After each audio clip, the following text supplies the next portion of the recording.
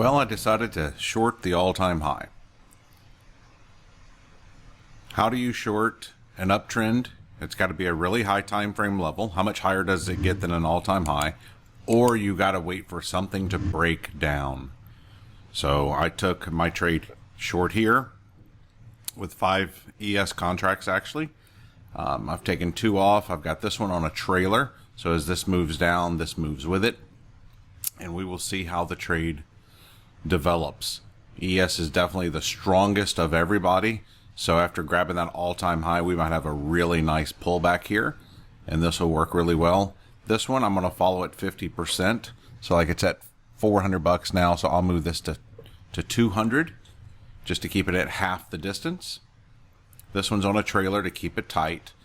And then the goal is for this one to just stay in. And who knows, I might be able to stay in this trade literally all day long. Who knows? We shall see.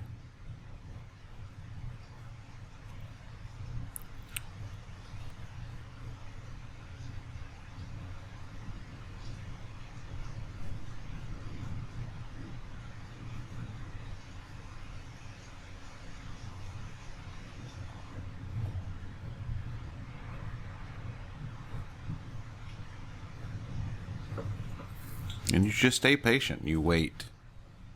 You wait. And I like having one on a trail because it'll help keep things tight just for that one little contract. Following this one at 50%, keeping this one at 1 tick until hopefully I develop protection layers. What are protection layers? So as price comes down and starts Fugable doing these type of moves, this builds protection layers for me, and I'll just keep my stop behind those. Now, I've shorted an extreme uptrend. I shorted a monster short squeeze, but at the highest time frame level possible, the all-time high. As I mentioned this morning's briefing, as price is squeezing up, there are places where price will come down. And what are these places? These are typically high time frame levels. They're typically high time frame levels. And so I did the all-time high, and we'll see what happens. Whatever happens, happens. Fantastic morning. One account. It's a big account. It's not a small little 25K account. It's a big account. And you just wait. When we were 9 points away and I did the AM briefing this morning, I went, okay, if this thing pops up there, I'm going to take this short. And willing to take, if it continued shooting straight up, oh well, I'll take the loss like a man, and you move on. You wait for the next setup.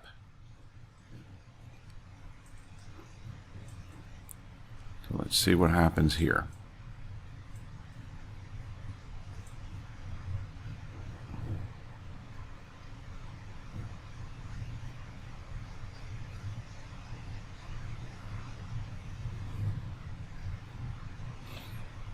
Now I am on a 3-minute chart, I think. Yeah, I'm on a 3-minute chart. So on a 1-minute chart, there is some sort of protection layer in there. I'm not worried about it. Then if I want here, I can change that from a trailer to just a regular one. On Trade of 8, you simply change your stop type. Right now I've got it at a stop. So I changed it from a trailer to a stop. I'm okay if it comes and gets me here. And if it starts going down, I want to drop in time frames, reevaluate the structure in this area and find out, do I have any protection layers I might want to be behind? This has been a monster 100-point run up. Very well, we could have a nice move down. Who'd be shocked if it took it all back today? No one would be shocked if it took it all back today. But I like my trade location. And another way to play this is, let's say it takes me off here. This will be 3 points. I could move this stop minus 3 points and say, okay, that 3-point winner financed this one. I can move this one to where I say, all right, you got to make a new high. You got to come up here and make a whole new high. I'm going to allow that one to finance it, but I'm just going to keep it at a tick. I ran the overnight. I'm at the all-time high just by a little bit. I wanted to make sure I was in it. and that's okay with me. Like I said, this was at 50% of the move.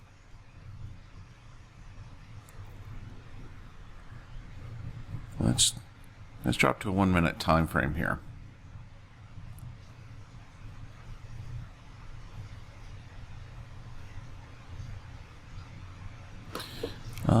I think anything over 64.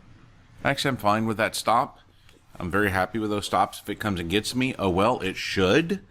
This is a monster squeeze. And so far, every little high time frame level that it's touched has had a small retracement and then continued its journey. So I expect it to get me out. No big deal. I've made my money. And so I'm happy with that.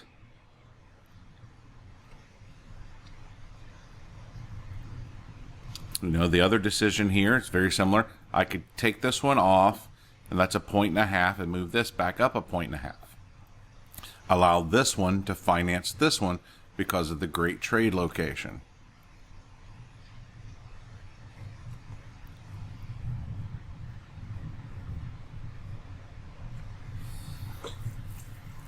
Now, the better trade location, in all honesty, would have been, say, hey, take out the all-time high by a tick or two. But I've seen it too many times just miss it by a tick or so and come back in.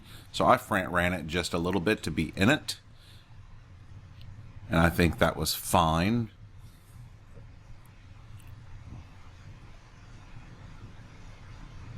So let's watch this together if you want to hang out.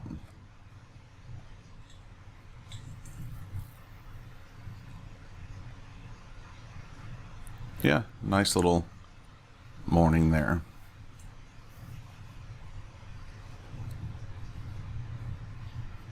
And I expect them to get me out. I expect this runner to get out 80% of the time. I do. And probably 90% to 95% if I'm counter. I'm counter and I front ran. 95% it gets me out. Oh well, who cares? Seriously, who cares? You just wait for the next high probability trade. We got levels that bounce all day long. You just wait for the next trade. Boy, did they rip the shorts last night. My goodness.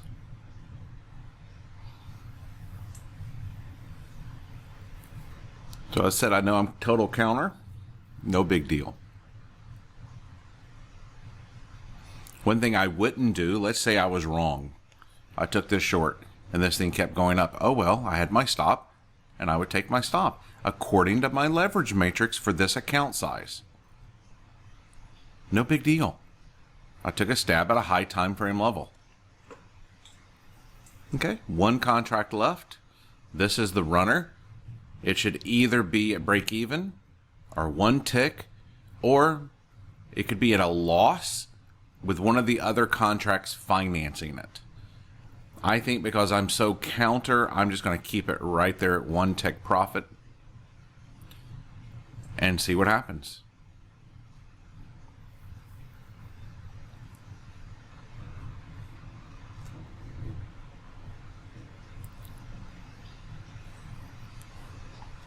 Screenshot this for my room.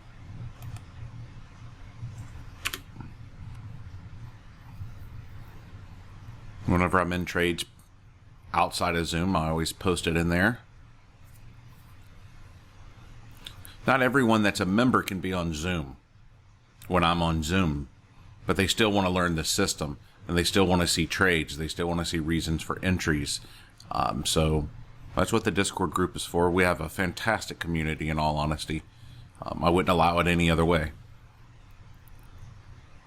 So let's go look at everyone else. So ES, all-time high. These are within sight. And one reason this is so counter, so hard to trade, is because are these boys going to reach up? Okay, and if so, we're going higher. We could hit 5,100 pretty easy today. So let's go back. Let's load this up.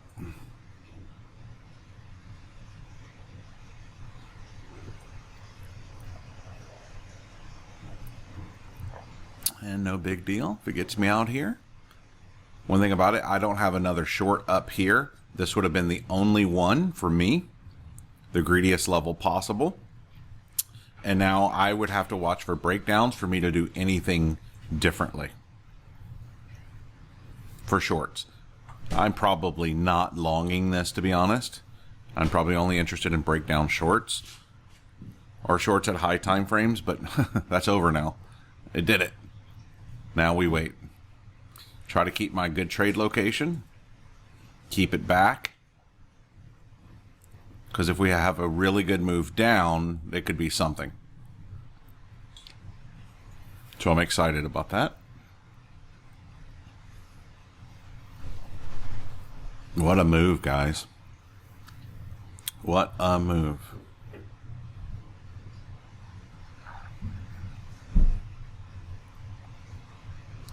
Let's see, that got to 65.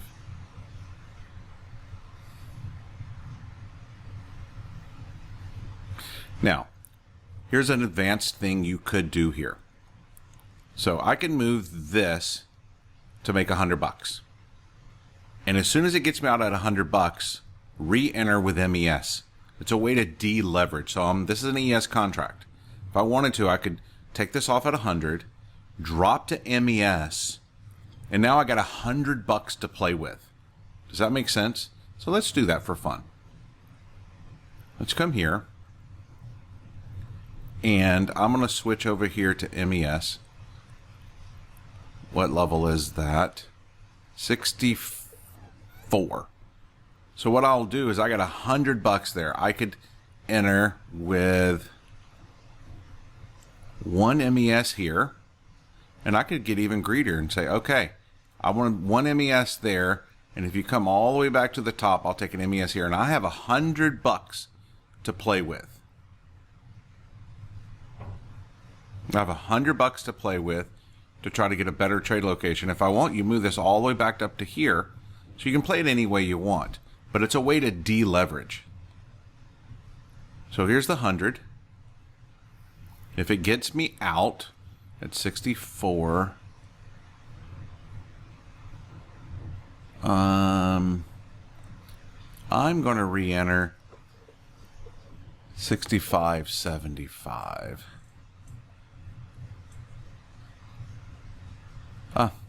Doesn't matter, really.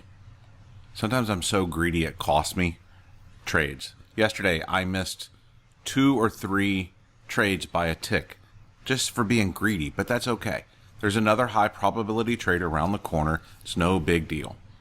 So, because I'm so counter, boom, now I'm out of all my ES contracts.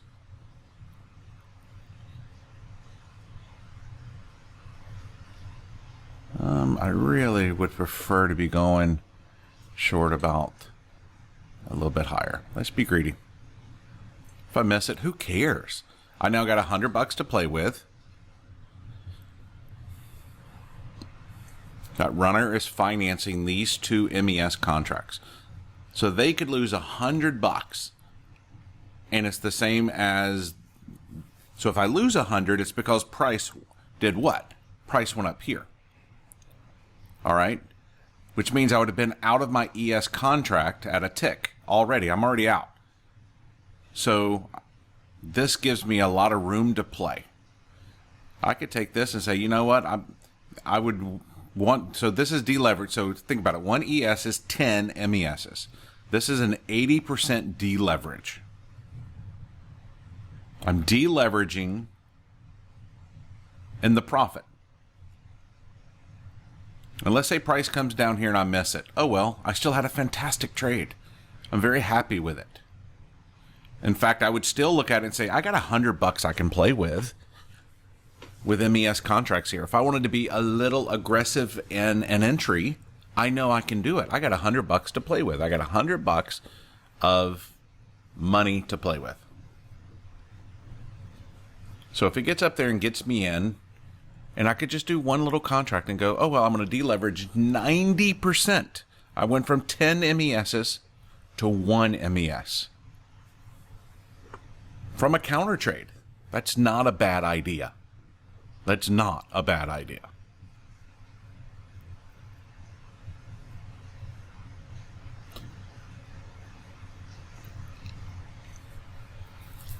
And I'm going for a greedier 1 minute entry. And if I don't get in, oh well, I still had a fantastic trade. I'm going to go get some coffee, do some Bible study with the wife. It's all good.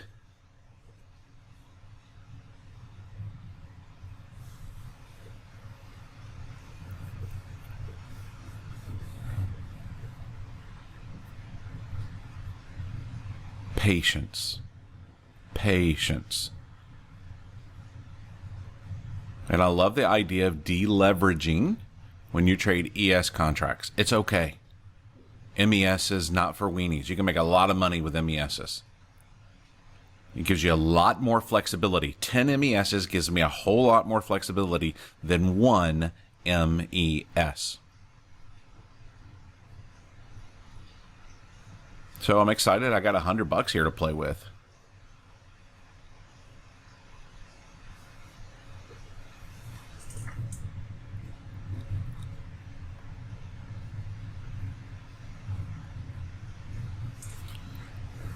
That's 20 points that I could lose on this, and I'm still exactly even because it would have gotten me out of my ES contract. So now if it gets up here and gets me in, I have 20 points of room for this one little MES. And to be honest, let's say we reverse and take it all back. Let's just say we take it all back. That's 100 points south on one MES. That works. That works. I'm not ashamed.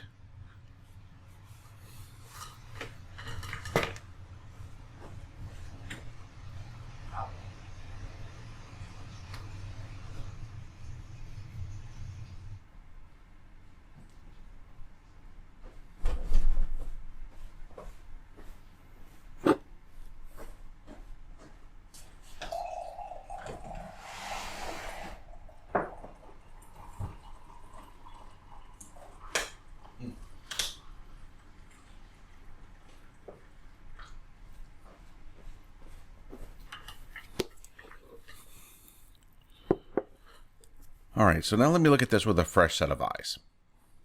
Let's look at this on a 3-minute chart. I think what I'm going to do is I'm going to just stay out of the trade at this moment and wait for the next high probability setup and understand that I kind of got $100 to play with here. And let's see what happens. And the one reason I'm thinking that is because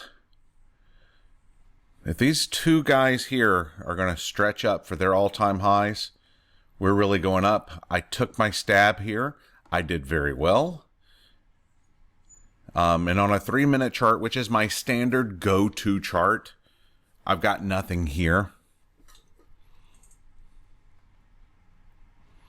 But the trade location is so good.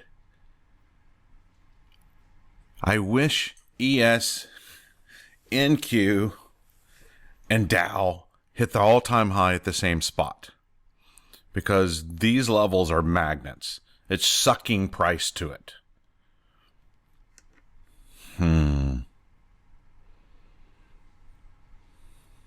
There's no right answer. I'm playing with house money now, is how I view it. And so what I would really want to do here now, I would probably use the $100 for a breakdown trade. After we prove that we start breaking stuff to the south.